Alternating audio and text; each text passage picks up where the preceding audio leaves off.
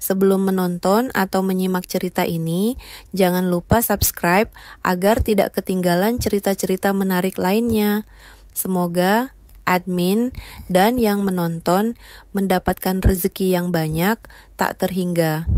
Namaku Rizky, aku pemuda 19 tahun, asal Cirebon, anak seorang nelayan yang hidup sederhana. Lulus SMA, aku tak langsung kuliah. Aku memilih kerja serabutan di daerah wisata, bantu bersih-bersih villa milik orang-orang kaya.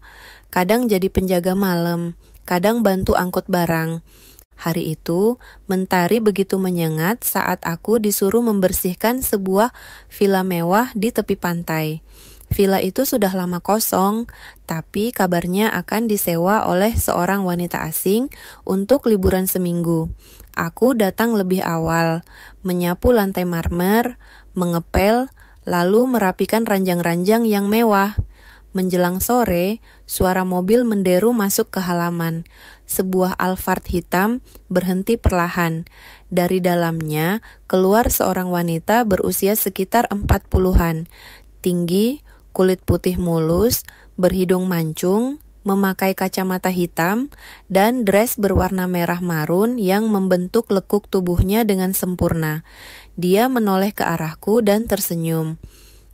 "Are you the housekeeper?" Tanyanya dengan aksen khas Arab. Aku mengangguk gugup. "Yes, madam." Dia melepas kacamatanya. Tatapannya tajam, penuh wibawa, tapi juga menyimpan sesuatu yang membuatku salah tingkah. "Aku Madam Zahra, aku dari Lebanon," katanya dalam bahasa Indonesia yang cukup fasih. "Aku kesini untuk tenang, jangan bikin masalah, ya." Aku mengangguk cepat. Dalam hati aku membatin, ini orang kayak bidadari, tapi galak. Sejak saat itu, aku jadi sering mondar-mandir ke villa itu. Madam Zahra rupanya betah tinggal sendirian. Ia selalu menyuruhku membantu ini itu. Kadang nyuruh beli buah, kadang bantu bersihkan kolam renang. Tapi lama-lama caranya memanggilku makin berbeda. "Rizky, ikut aku sebentar," katanya suatu sore. Aku mengikutinya ke balkon atas. Angin pantai semilir. Dia duduk di sofa rotan, membuka buku lalu melirikku. "Kamu masih muda ya?" "Iya, saya 19 tahun, madam," jawabku sopan. Dia tersenyum. "Panggil aku Zahra saja. Aku tidak suka dipanggil madam seperti orang tua." Aku diam, tapi jantungku makin deg-degan. Entah kenapa tatapannya semakin sering mengarah ke tubuhku. Aku yang hanya mengenakan kaos tipis dan celana pendek mulai merasa tidak nyaman, tapi juga penasaran. Ada aroma parfum dari tubuhnya yang memabukkan. Beberapa hari kemudian, suasana makin berubah. Dia mulai sering duduk dekatku. Kadang pura-pura menyentuh tanganku ketika memberikan uang tip. Lalu suatu malam ketika aku mengantar pesanan makanan ke villanya, hujan turun deras. "Kamu jangan pulang, Rizky. Hujan deras bisa bahaya di jalan. Tidur saja di kamar tamu," katanya. Aku mencoba menolak, tapi dia memaksa dengan halus. Malam itu, aku tidur di villa, tapi suara langkah kakinya terdengar makin mendekat ke kamarku. Dan malam itu adalah awal dari sesuatu yang mengubah hidupku. Malam itu, hujan deras masih mengguyur villa pinggir pantai. Kilat menyambar langit, disusul suara gemuruh yang mengguncang. Aku, Rizky, mencoba memejamkan mata di kamar tamu, meski hati terasa tidak tenang. Tak lama kemudian terdengar suara langkah pelan mendekati pintu kamar. Tok-tok. "Rizky." Suara lembut Madam Zahra memanggil. Aku bangkit dan membuka pintu sedikit. "Iya, madam." Dia berdiri di balik pintu hanya dengan mengenakan gaun tidur tipis warna putih. Rambut pirangnya dibiarkan terurai. Matanya sayu dan wajahnya terlihat lelah, tapi masih sangat cantik. "Kamu bisa temani aku sebentar?"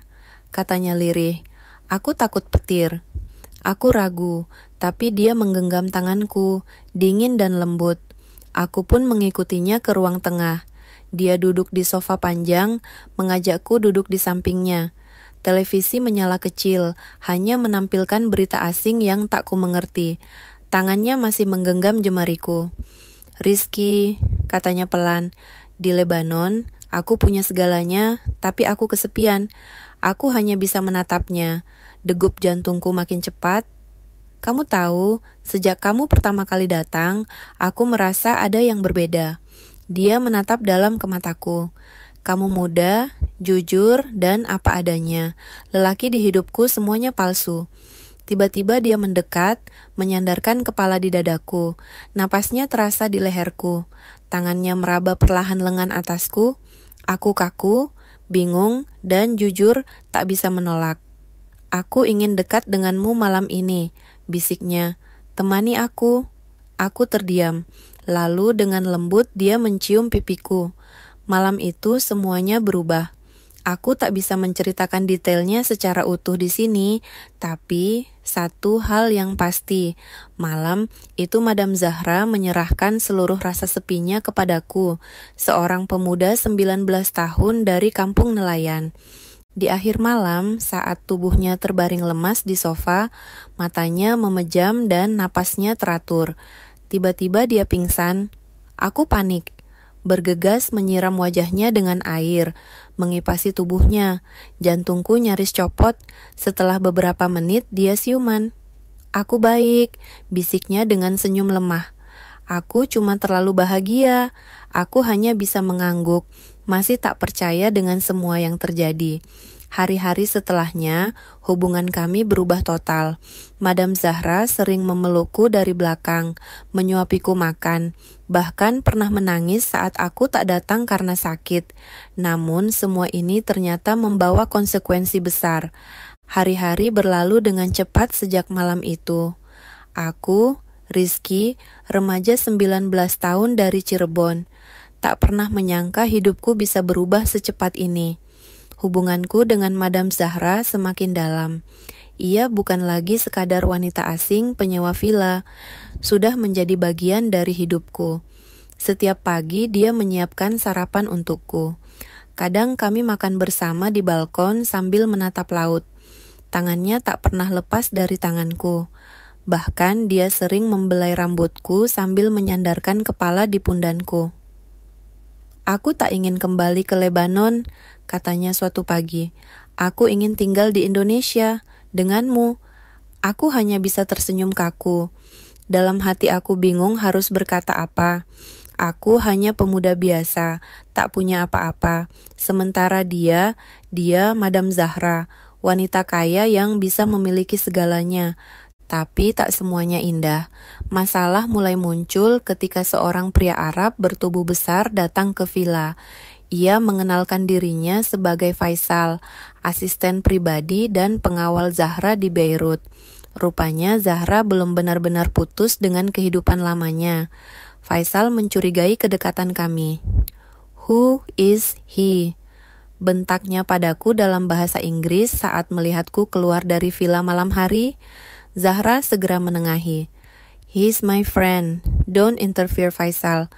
Tapi Faisal tidak bodoh. Malam itu dia menggeledah barang-barang Zahra dan menemukan foto kami berdua. Dia murka. Saat aku datang ke villa esoknya, dia mencegatku di halaman. "Dengar bocah, dia bukan untukmu," katanya dalam bahasa Inggris beraksen tebal sambil mendorong dadaku. "Dia wanita bangsawan. Kau hanya penjaga villa miskin." Zahra menangis malam itu di pelukanku. "Aku tak bisa kembali ke Beirut," katanya. "Jika mereka tahu aku bersama pemuda sepertimu, keluarga akan memaksa aku menikah dengan pria yang tidak aku cintai." Aku hanya bisa memeluknya erat. Dalam hatiku muncul dilema. Haruskah aku melepaskan dia demi keselamatannya atau tetap bersamanya dan menghadapi semua risiko? Sementara itu, gosip mulai menyebar di kampung. Teman-temanku mulai bertanya-tanya kenapa aku sering tidur di villa. Bahkan orang tuaku mulai curiga. Apalagi setelah aku pulang membawa sepeda motor baru pemberian Zahra. Aku merasa berada di persimpangan. Cinta, uang, dan ancaman mulai saling bertabrakan. Dan satu malam saat aku sedang tidur di villa, pintu diketuk keras. Tok, tok, tok. Rizky, bangun, bahaya, itu suara Zahra, panik dan gemetar. Ketika aku membuka pintu, wajahnya pucat. Faisal datang lagi, tapi tidak sendiri. Aku tergesa bangun dari tempat tidur. Suara ketukan di pintu villa makin keras. Madam Zahra sudah berdiri dengan wajah panik. Napasnya memburu.